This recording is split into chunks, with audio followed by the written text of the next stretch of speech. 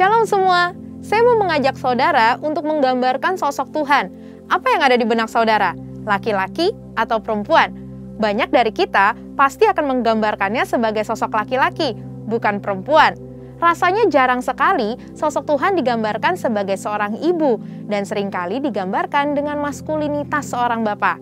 Tapi tahukah Anda bahwa sebetulnya Tuhan itu tidak bergender? Dia bukan laki-laki ataupun perempuan. Menurut Yohanes 4 ayat 24, Tuhan adalah roh. Akan tetapi, dalam penulisan Alkitab yang didasarkan pada budaya bangsa Israel yang patriarkal, disitulah Tuhan digambarkan sebagai sosok laki-laki, yaitu sebagai raja dan bapa. Saat mengekspresikan dirinya, Yesus pun mengajarkan gerejanya sebagai mempelai wanita dan dia sebagai mempelai pria. Tujuannya adalah untuk menunjukkan bahwa Israel menyembah Allah yang benar, yang memelihara dan membela. Berbeda dari bangsa-bangsa di sekeliling mereka yang menganut kebudayaan pagan dan kebanyakan mengambil sosok dewi-dewi untuk disembah. Walaupun iman dasar kekristenan percaya bahwa Yesus adalah putra dari Allah Bapa dan ini mengandung makna maskulinitas. Akan tetapi, Tuhan juga digambarkan sebagai seorang ibu. Di dalam Yesaya 66 ayat 12-13, Tuhan berkata, "Kamu akan menyusu, akan digendong, akan dibelai-belai di pangkuan, seperti seseorang yang dihibur ibunya. Demikianlah aku ini akan menghibur kamu." Semua implikasi tersebut bukan untuk membedakan nilai, hak, dan martabat laki-laki dan perempuan. Di hadapan Tuhan, kita semua adalah setara, yaitu sebagai pembawa gambaran Tuhan. Demikian pula dalam gereja dan pelayanan. Tuhan memberi tempat kepada perempuan.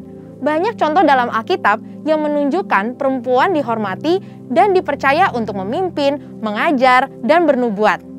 Dalam pelayanan Yesus, ia juga menghilangkan diskriminasi terhadap kaum perempuan dan penyalahgunaan otoritas laki-laki.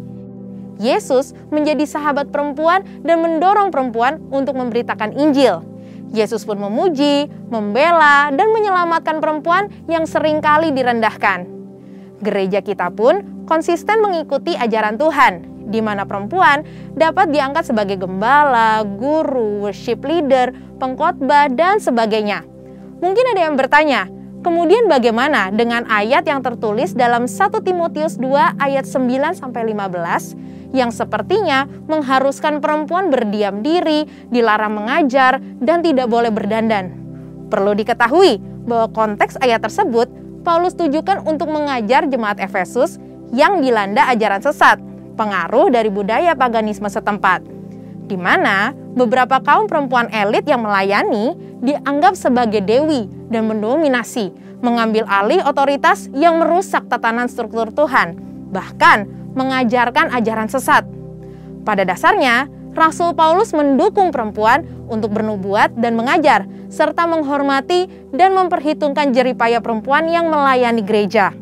Jadi, kekristenan sebetulnya adalah kabar sukacita untuk kaum perempuan yang mengubah pola pikir bahwa laki-laki adalah sosok yang lebih superior. Memiliki pemahaman yang benar akan posisi Tuhan terhadap gender sangat penting untuk gerejanya, supaya perempuan tidak lagi merasa direndahkan atau merasa tidak mempunyai nilai dalam kehidupan sosial dan rohani. Mari kita pahami bersama beberapa anggapan tentang kesetaraan gender sesuai dengan firman Tuhan. Yang pertama, perlu dipahami bahwa kesetaraan bukan berarti serupa. Walaupun setara, tetapi memiliki perbedaan fungsi, tugas, dan kewajiban. Firman Tuhan mengajarkan melalui ketritunggalan Allah. Secara esensi, tiga pribadi ini adalah Allah sendiri, namun memiliki fungsi masing-masing. Seperti dalam karya keselamatan, Bapa berfungsi untuk merencanakan keselamatan. Anak melaksanakannya melalui salib dan kebangkitannya, dan Roh Kudus mewujudkannya melalui kelahiran baru. Begitupun dengan kesetaraan laki-laki dan perempuan. Walaupun memiliki hak manusiawi yang sama, namun memiliki fungsi dan kewajiban yang berbeda, khususnya dalam pernikahan. Laki-laki dengan maskulinitasnya sebagai kepala yang berkewajiban memenuhi kebutuhan keluarga dan memberi perlindungan. Sedangkan perempuan dengan karunia lemah lembutnya berfungsi sebagai penolong yang memelihara keluarganya dan membantu mewujudkan rencana keluarga. Yang kedua, pahami bahwa penundukan diri tidak menjadi tanda nilai status yang lebih rendah. Umumnya, dunia memiliki pemahaman ketika seseorang tunduk pada otoritas yang lebih tinggi, artinya orang tersebut punya nilai status lebih rendah. Padahal nyatanya, penundukan diri adalah ekspresi ketaatan dan penghormatan. Meskipun Yesus sama derajatnya dengan Bapa, ia tetap tunduk pada perintah Bapa dan menjadi satu kemuliaan bagi Allah. Perempuan sebagai penolong laki-laki bukan berarti lebih rendah derajatnya. Justru sebagai penolong yang sepadan dan melengkapi gambaran Allah yang utuh. Dan yang terakhir, penghargaan perempuan tidak berasal dari status jabatan yang sama dengan laki-laki. Sesuai dengan Amsal 31 ayat 10 dan 29, seorang ibu rumah tangga Tuhan beri penghormatan yang tinggi dan tetap mempunyai nilai yang hakiki di hadapan Tuhan. Ini sejalan dengan prinsip Tuhan dalam mempercayakan perempuan untuk melakukan pelayanan dalam tubuh Kristus, yaitu gerejanya. Saudara, untuk penjelasan lebih lengkapnya dari tim teologi kami, silakan untuk buka link yang ada di atas atau scan QR Code yang tersedia. Tuhan Yesus memberkati.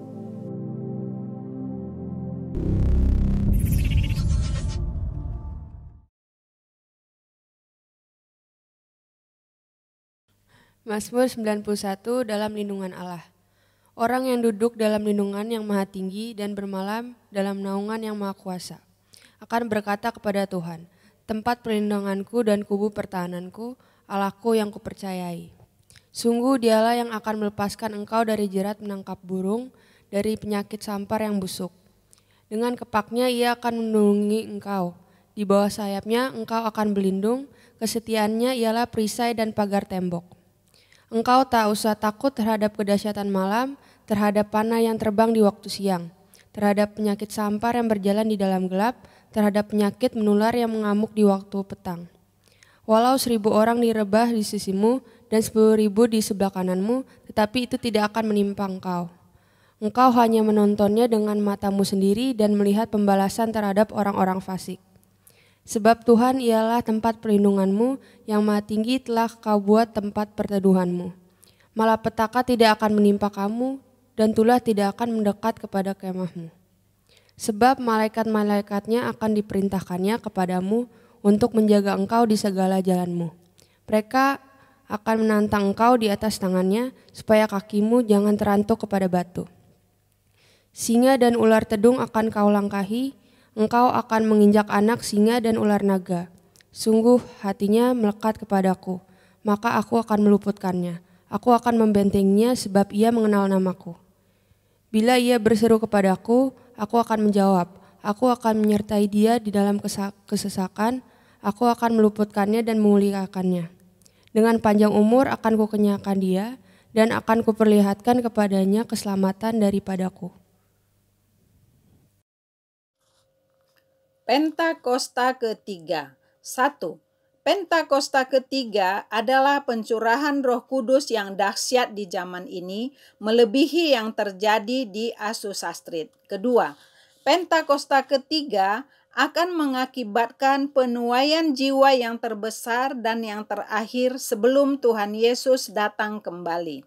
Ketiga, Pentakosta ketiga akan membangkitkan generasi Yeremia, yaitu anak-anak muda yang dipenuhi Roh Kudus, cinta mati-matian kepada Tuhan Yesus, tidak kompromi terhadap dosa, dan akan bergerak untuk memenangkan jiwa. Keempat, Pentakosta ketiga lahir di Indonesia dan bergerak ke bangsa-bangsa. Gerakan ini dari timur ke barat dan akan kembali ke Yerusalem. Kelima, Pentakosta ketiga akan memberikan kuasa untuk menyelesaikan amanat agung, dan setelah itu Tuhan Yesus datang kembali. Shalom Bapak Ibu Saudara, mari kita memuji Tuhan pada pagi hari ini. Haleluya! Woo!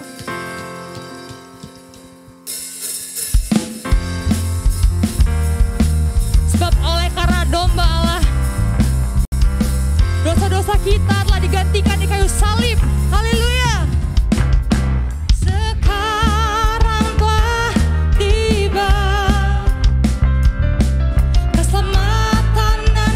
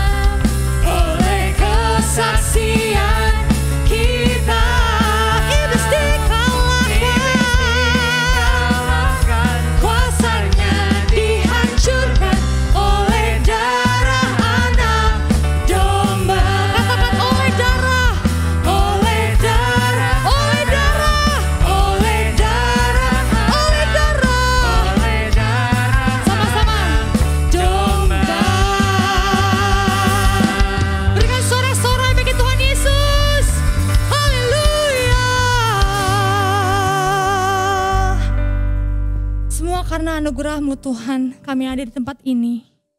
Semua oleh darah-Mu yang tercurah di kayu salib, menggantikan setiap dosa-dosa kami Tuhan. Semua karena kebaikan-Mu, kami mengucap syukur. Hiralabaya syandaralabaya siyarala. Korabatakara syandaralabaya labaralabaralabarala. Korabatakara shikidididididididididididididid. Yanaralamaya syandaralabaya si. Terima kasih Tuhan Yesus. Korabababababababababa. Kau sungguh baik bagi kami Tuhan Yesus. Darah-Mu tercurah bagi setiap kami Tuhan. Kau telah mati bagi setiap kami Tuhan Yesus. Hiara baba ya shandara labaya labara labara. Korabata kara labaya shandara labara labara. Ada tempat yang mulia, anugerah-Mu tercurah. Kau berikan hidup-Mu sebagai ganti dosaku.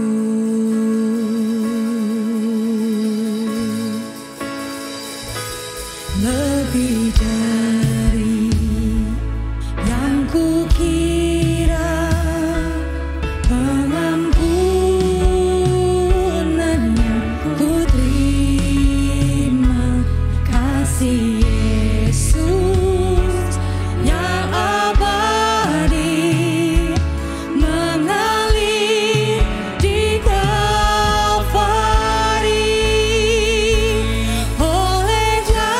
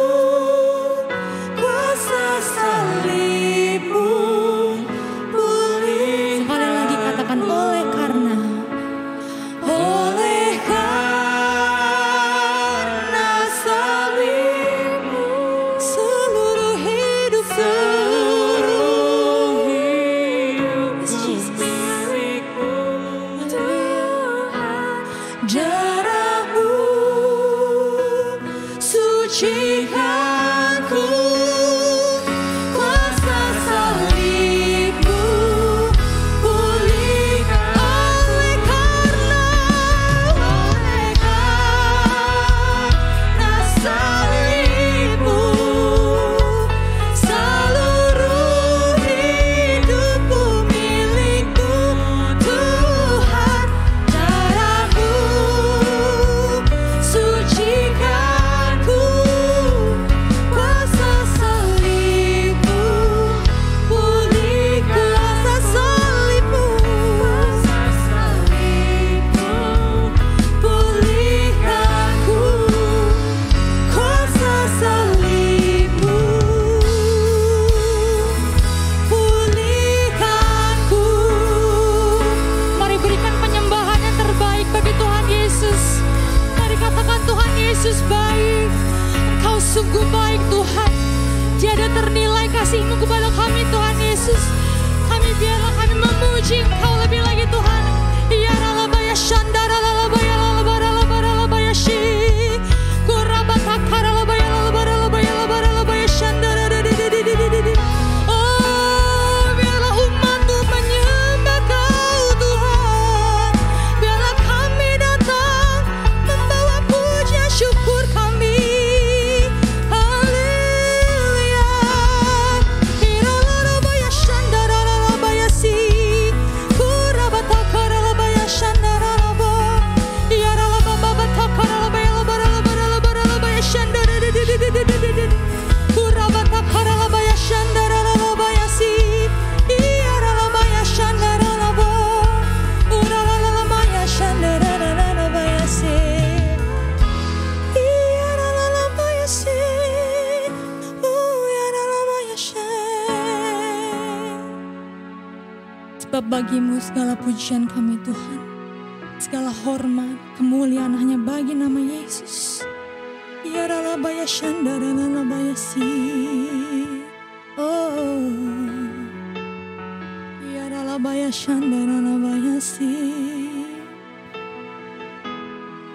Bagi-Mu Tuhan segala pujian, hormat, kemuliaan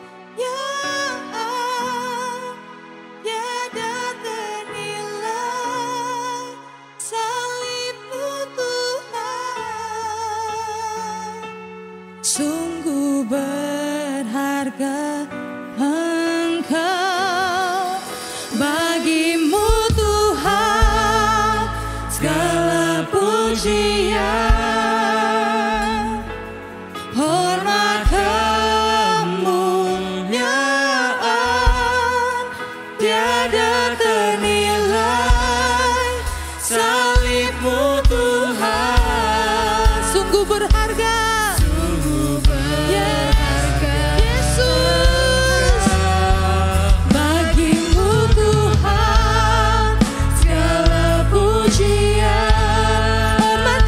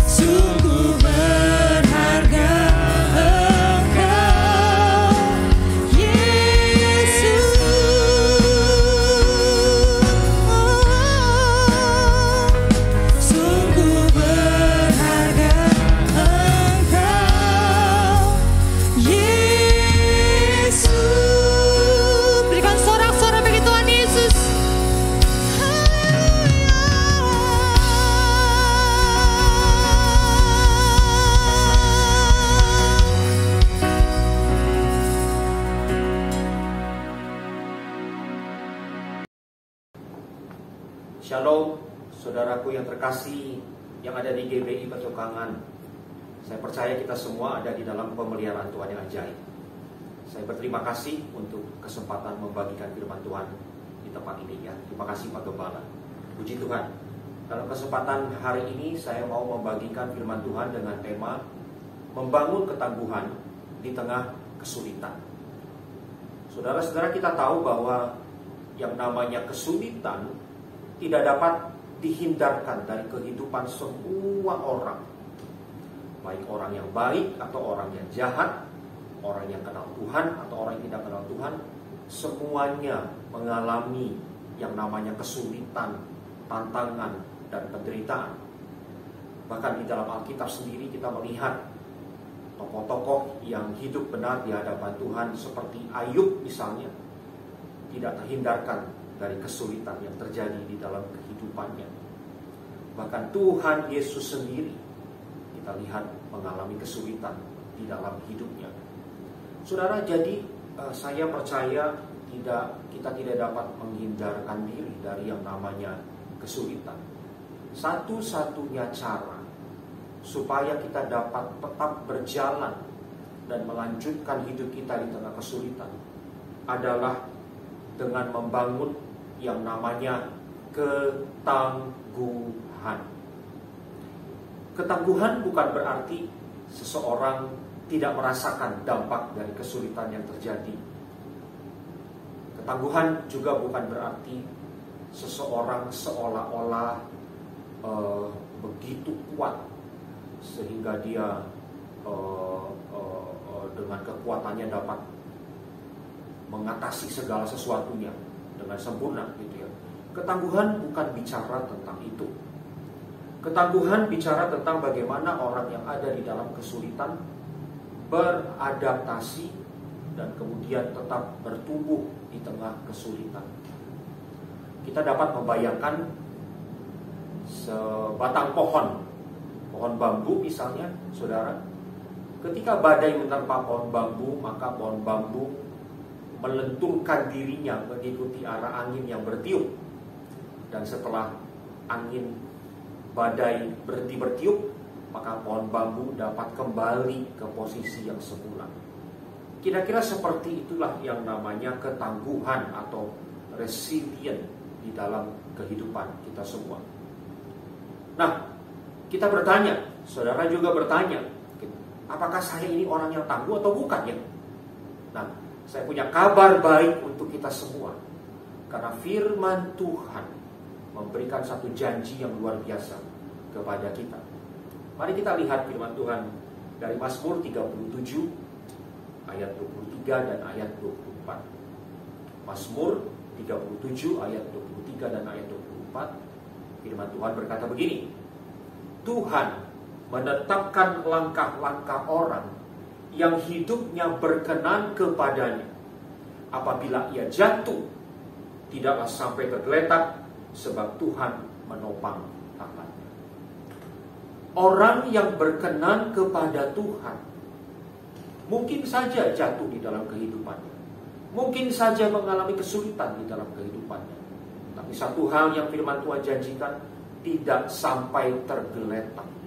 Artinya dia dapat bangkit kembali, dia dapat berjalan kembali dan melanjutkan perjalanan hidupnya karena ada Tuhan yang menopang tangannya.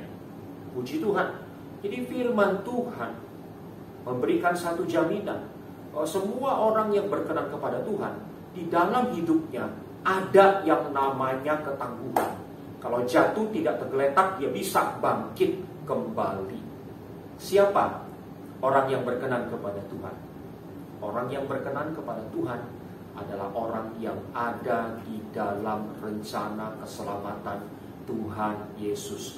Orang yang berkenan kepada Tuhan adalah orang-orang yang telah ditebus oleh darah anak domba.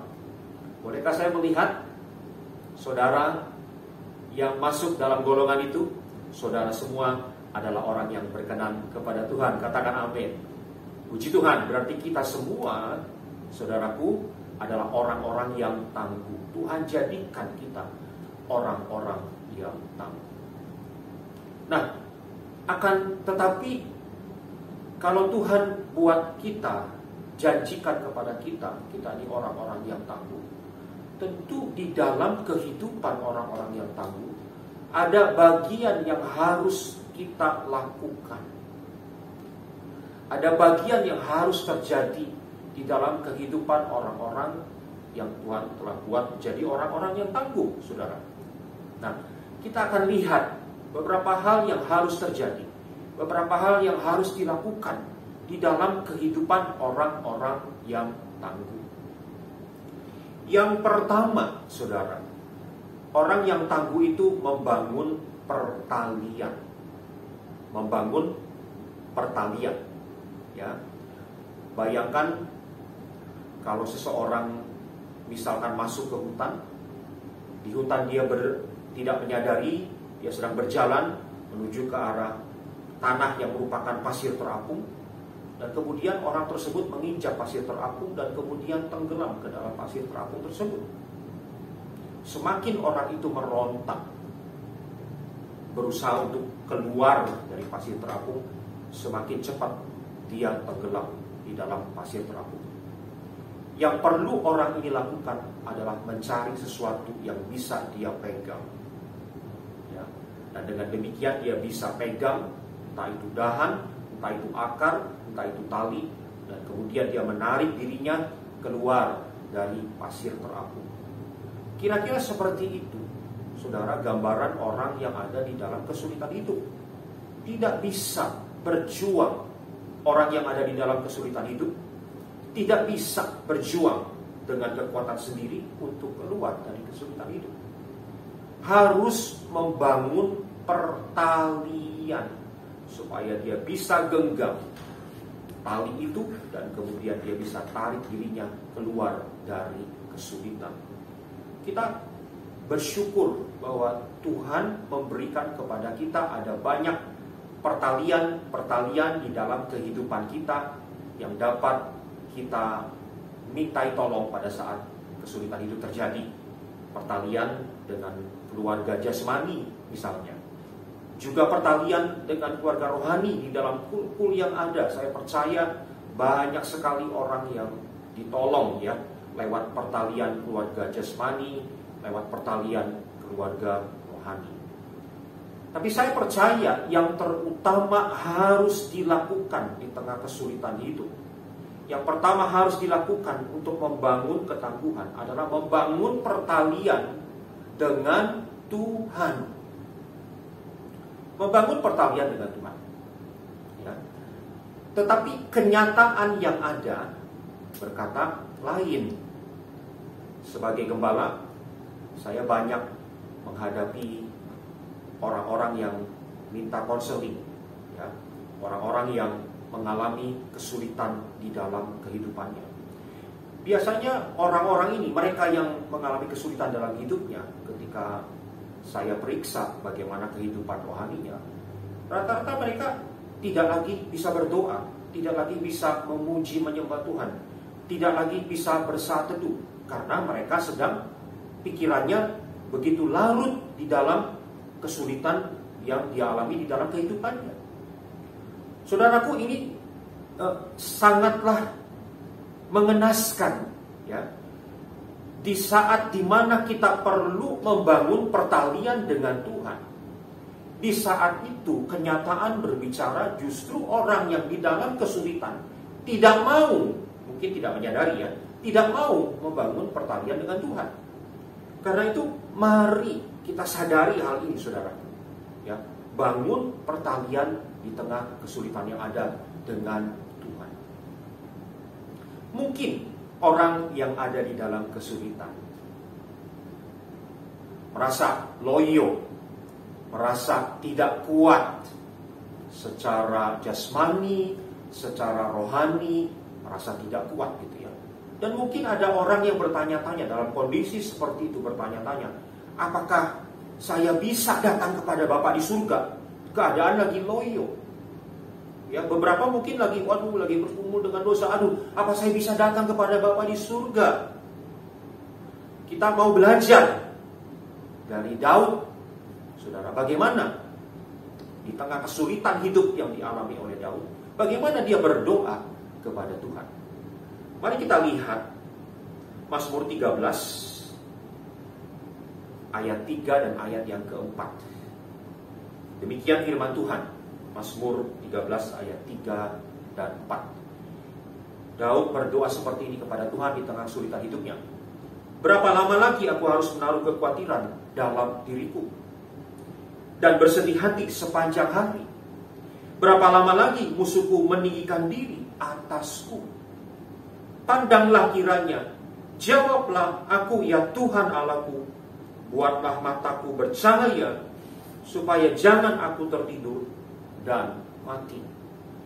Saudara, sepintas kalau kita lihat doanya Daud, kok seperti doa orang yang tidak beriman, ya.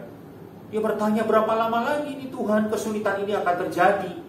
Berapa lama lagi nih musuh-musuh akan meninggikan diri atasku, ya. Tapi lewat doa yang seperti ini Tuhan menjawab Daud. Berarti saudara, pelajaran yang kita bisa ambil dari Daud lewat doa ini adalah di saat kita lemah, di saat kita loyo, di saat kita berdosa, di saat kita tidak merasa layak untuk datang kepada Bapa kita di surga pada waktu tantangan hidup menerpa kita, justru saudara, datanglah kepada Bapamu di surga apa adanya. Datang dengan tulus.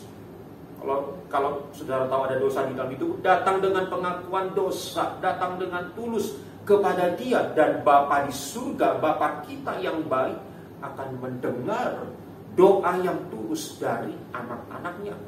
Dia akan mengulurkan tangannya dan akan menjamah hidup mereka dan akan memulihkan hidup mereka. Itulah yang terjadi dengan Daud. Setelah Daud berdoa seperti itu kepada Tuhan, di dalam Mazmur 13 ayat yang ke-6, kita bisa lihat Daud berkata seperti ini. Tetapi aku, kepada kasih setiamu aku percaya, hatiku bersorak-sorak karena penyelamatanmu. Aku mau menyanyi untuk Tuhan, karena Ia telah berbuat baik kepadaku. Pada akhirnya Daud yang mungkin sempat goyah, sempat loyo, tapi dia datang kepada Tuhan, pada akhirnya dia bisa bersorak-sorak. Artinya kemenangan terjadi. Saudara, mari kita lakukan satu hal ini untuk membangun ketangguhan di dalam hidup kita. Bangun pertalian dengan Tuhan. Katakan amin, saudara. Puji Tuhan.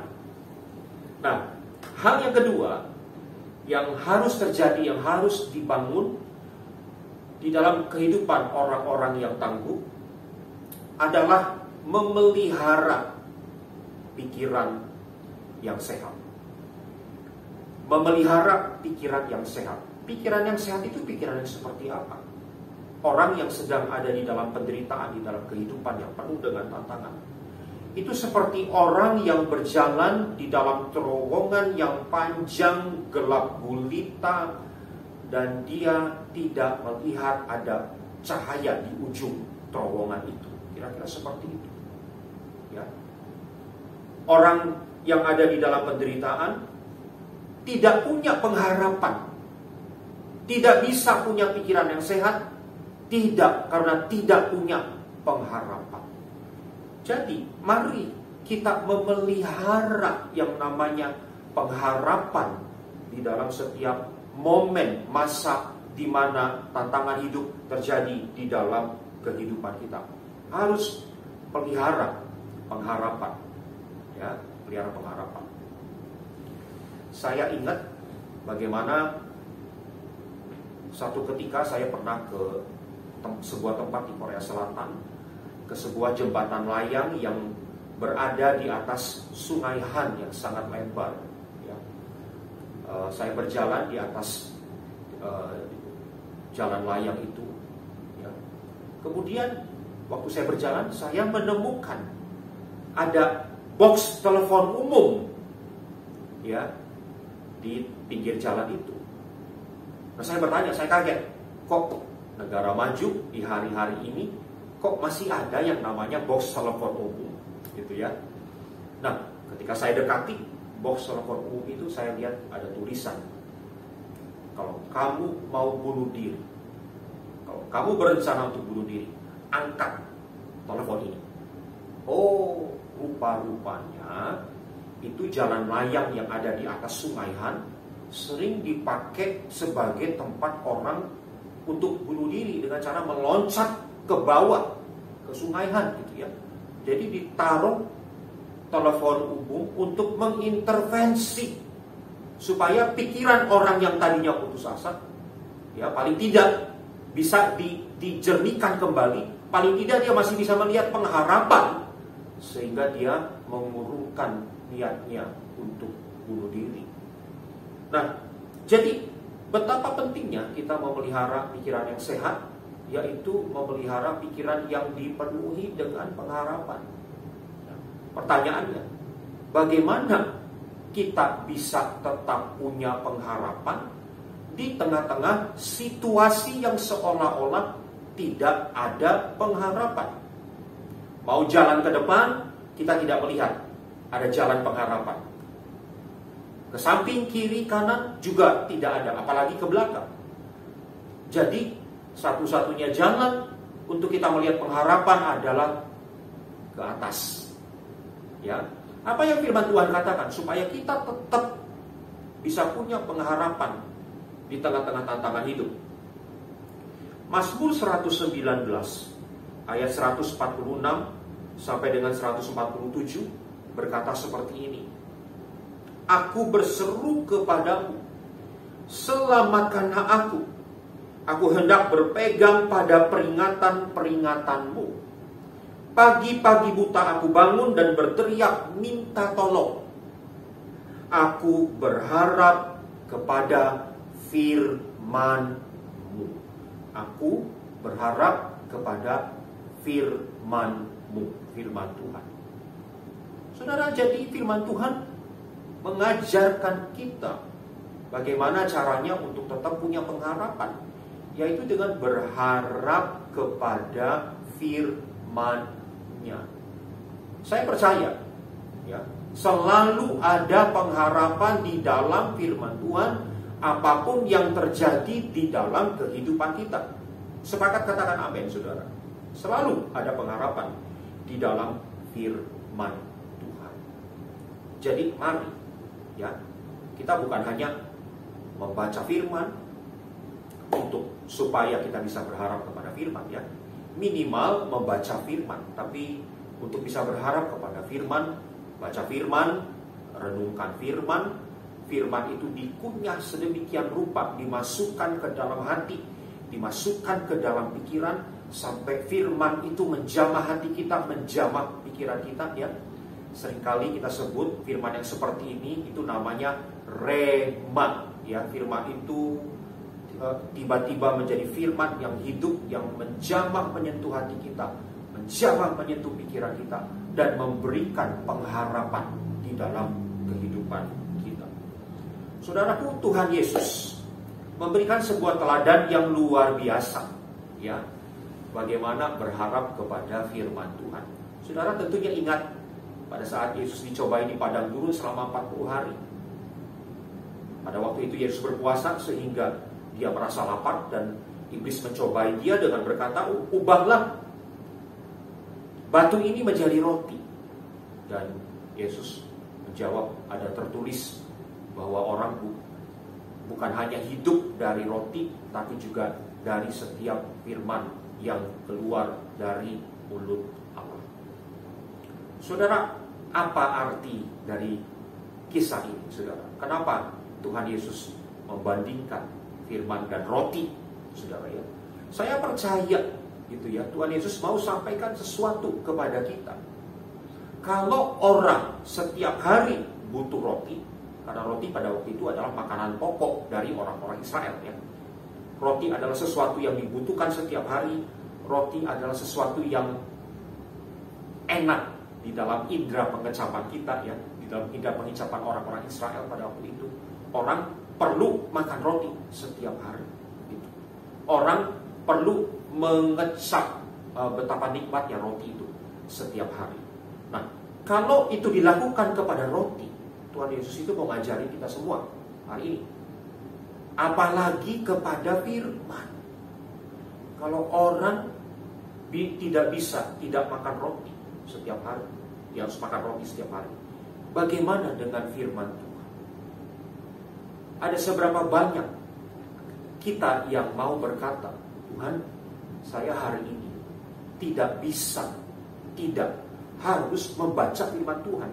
Kalau nggak baca firman Tuhan, kalau nggak renungkan firman Tuhan, saya nggak dapat kekuatan, saya nggak dapat pengharapan, saya tidak dapat menjalani hari-hari saya hari ini. Gitu ya. Wow, betapa luar biasa Tuhan Yesus memberikan kepada kita satu paradigma bagaimana kita harus berharap kepada firman, ya. Kita harus melihat firman sebagai sebuah kebutuhan setiap hari yang harus kita terima dari surga. Kita harus melihat firman seperti roti yang mengenyangkan dan enak dan lezat untuk kita kecap dan untuk kita cerna. Demikianlah sikap kita kepada firman, supaya kita bisa berharap kepada firman. Dan dengan demikian, saudara, kita punya pengharapan. Wow, luar biasa bagaimana Tuhan berikan kepada kita jalan keluar di dalam tantangan-tantangan hidup, ya, yaitu dengan memberikan pikiran yang penuh pengharapan. Itulah yang harus kita bangun di dalam kehidupan orang-orang yang tangguh, memelihara pikiran yang sehat, memelihara pikiran yang penuh pengharapan. Puji Tuhan. Saudara, mau bangun pengharapan setiap hari apa? Setiap hari, ya saudara, ya, lewat kita merenungkan, lewat kita mengecap firman Tuhan. Nah, saudaraku yang terkasih, hal yang ketiga, saudara, kita bersyukur Tuhan menjadikan kita orang-orang yang tangguh. Jatuh tidak sampai tergeletak, kita bisa bangun kembali dan lanjutkan hidup kita. Tapi kita perlu lakukan bagian kita, saudara, ya. Hal yang ketiga yang perlu dilakukan oleh orang-orang yang mau membangun ketangguhan di dalam hidupnya adalah menemukan tujuan ilahi. Menemukan tujuan ilahi. Saudara, saya ajak saudara untuk lihat apa yang terjadi dengan Rasul Paulus. Rasul Paulus adalah orang yang mengalami penderitaan yang luar biasa di dalam kehidupannya. Tapi apa yang dia katakan tentang penderitaan yang dia alami? Kita mau lihat 2 Korintus 4 ayat 16 sampai dengan ayat yang ke-18. Demikian firman Tuhan. Sebab itu kami tidak tawar hati, tetapi meskipun manusia lahiriah kami semakin merosot, namun manusia batinnya kami dibaharui dari sehari ke sehari. Sebab penderitaan ringan yang sekarang ini, perhatikan kata-kata ini, penderitaan ringan yang sekarang ini mengerjakan bagi kami kemuliaan kekal yang melebihi segala-galanya, jauh lebih besar daripada penderitaan kami. Sebab kami tidak memperhatikan yang kelihatan, melainkan yang tak kelihatan. Karena yang kelihatan adalah sementara, sedangkan yang tak kelihatan adalah kekal. Saudara, tidakkah mengherankan? Tidakkah saudara heran ketika tadi kita melihat bagaimana Paulus berkata di dalam ayat yang ke-17, penderitaan ringan yang sekarang ini. Itu yang Paulus katakan tentang penderitaan yang dia alami.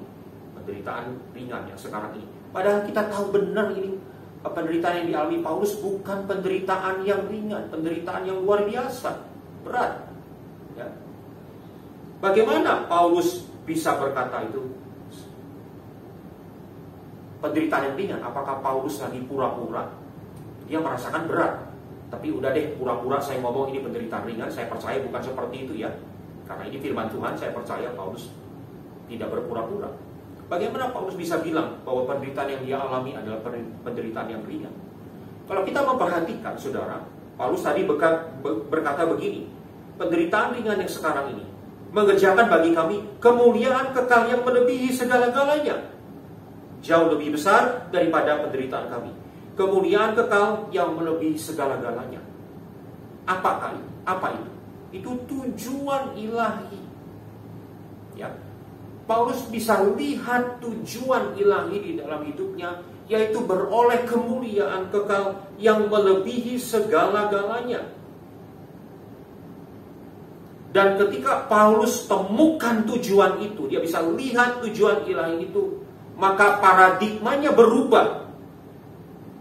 Dia bisa melihat penderitaan yang berat yang dia alami menjadi penderitaan yang dikatakan tadi penderitaan ringan, artinya penderitaan yang sementara, yang sekarang ini, saudara. Wow, betapa luar biasanya, saudara. Jadi mari saya ajak saudara, jangan sampai kita menjalani hidup kita tidak punya tujuan. Ya, jangan sampai kita menjalani kita hanya punya tujuan yang bersifat fana. Ya, harus punya tujuan yang ilahi, saudara. Katakan sama-sama, saya harus punya tujuan yang ilahi. Kalau ada yang mendengarkan firman Tuhan ini, yang sedang mencari tujuan hidupnya, mungkin ada anak-anak muda yang sedang studi. Ya, kalau saya tanya, untuk apa kamu studi? Oh, saya studi supaya saya dapat karir yang bagus, saya dapat pekerjaan yang bagus, saya dapat kesempatan untuk membangun usaha yang bagus. Oke, untuk apa kamu dapat pekerjaan yang bagus, karir yang bagus? Oh, supaya saya dapat membangun aset saya dapat memperoleh yang namanya kekayaan, uang yang banyak. Oke, untuk apa kekayaan? Untuk apa uang yang banyak? Untuk apa aset yang banyak? Ya, kalau udah punya kekayaan, uang yang banyak, saya bisa bangun keluarga yang bahagia, saya dapat menikmati hidup. Oke, kamu bangun keluarga, lalu apa? Stop sampai di situ. Jadi, saudara, saya mau saudara melihat di dalam tujuan-tujuan yang tidak disertai dengan tujuan ilahi. Kita tidak pernah menemukan tujuan yang final. Ya, sampai kita ketemu tujuan ilahi, baru itu tujuan final. Kenapa kamu pengen diberkati? Kenapa kamu pengen keluarga yang bahagia?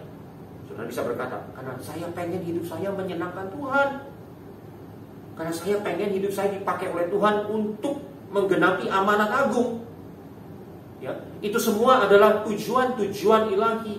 Dan kalau kita punya tujuan-tujuan ilahi di dalam hidup kita, saudara, maka kita akan beroleh kekuatan untuk terus maju di tengah-tengah tantangan yang ada.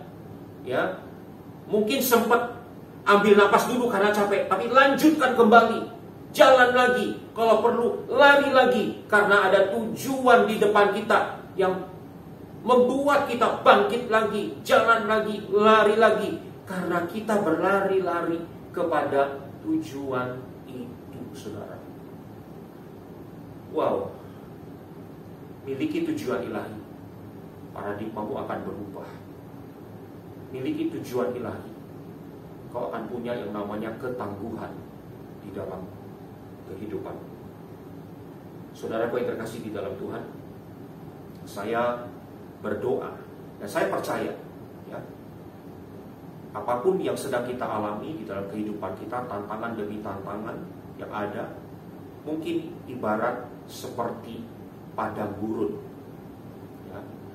Tapi di tengah padang gurun, kalau kita lihat bagaimana Tuhan bekerja di tengah padang gurun untuk umatnya, Tuhan memberikan kemenangan buat Israel di padang gurun. Bahkan Tuhan berjanji dalam firman-Nya bahwa ketika roh yang dari atas dicurahkan, maka padang gurun akan menjadi kebun buah-buahan. Itu yang Tuhan sanggup lakukan di tengah padang gurun. Akan ada pemulihan dan akan ada kemenangan. Yang percaya boleh lambaikan tangan, saudara. Puji Tuhan. Mari kita berdoa. Bapa yang baik, kami bersyukur pagi hari ini kami boleh mendengarkan firman-Mu. Kami bersyukur Tuhan, Kau telah menjadikan kami orang-orang yang tangguh. Tuhan, hamba-Mu berdoa saat ini, kalau ada orang-orang yang tengah mengalami tantangan yang sulit di dalam kehidupannya. Saudara, kau boleh angkat tangan, berseru kepada Tuhan. Katakan, ya Tuhan, kekuatan kami tidak seberapa. Ya Tuhan, angkat tanganmu saudara. Katakan, ya Tuhan, pertolongan kami adalah datang dari Tuhan.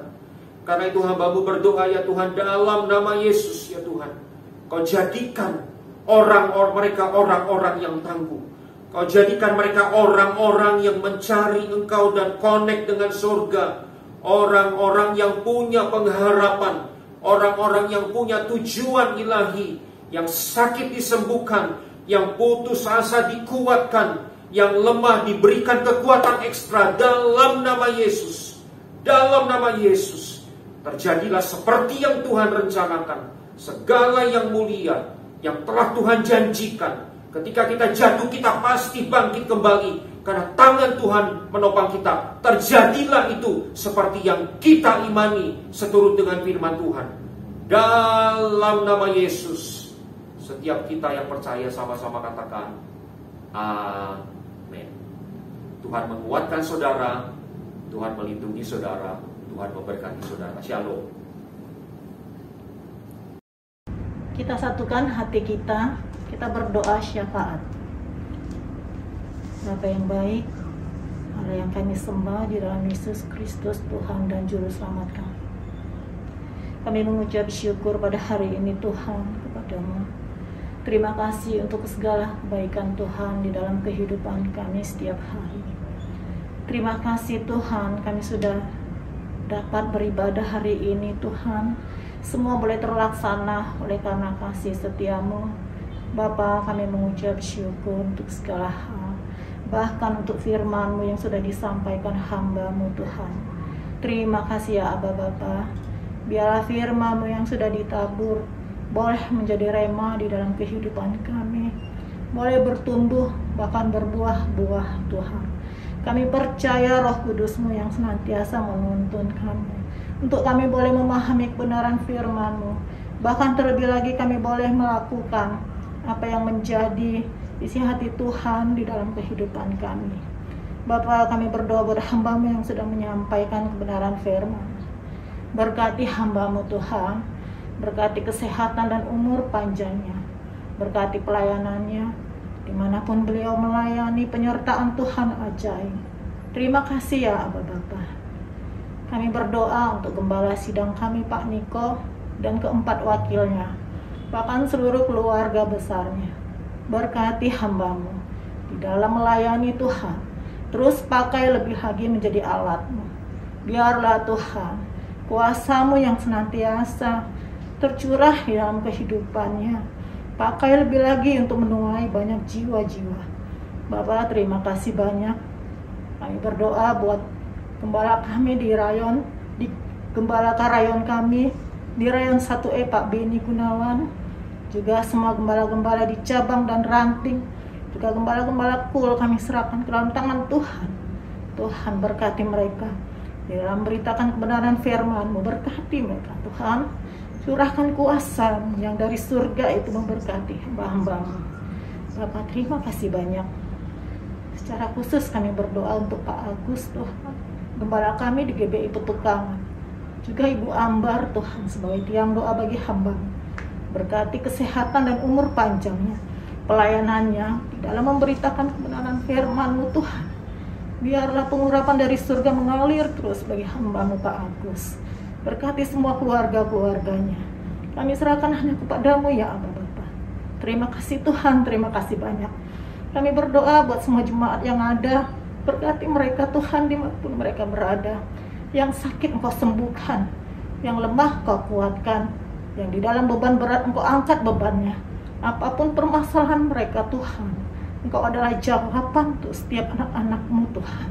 Jadikan mereka jemaat-jemaat yang taat, yang setia. Apapun Tuhan pergumulan hidup mereka, Tuhan, kami percaya kuasa-Mu yang menyertai mereka. Bapak, terima kasih banyak Tuhan untuk semua jemaat.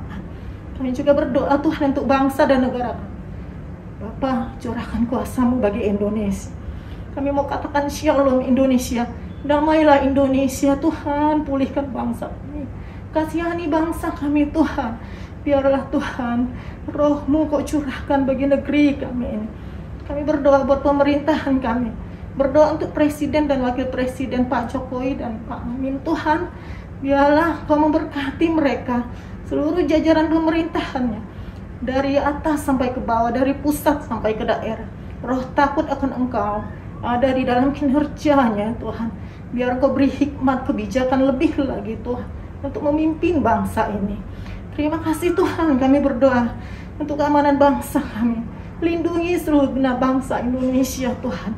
Berkati TNI dan Polri. Kami juga berdoa buat pemulihan ekonomi bangsa kami.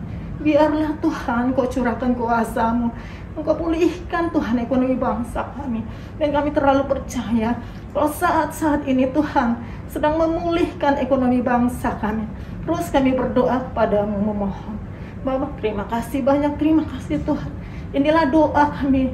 Semuanya Tuhan Yesus kami naikkan kepada-Mu. Berkati Tuhan.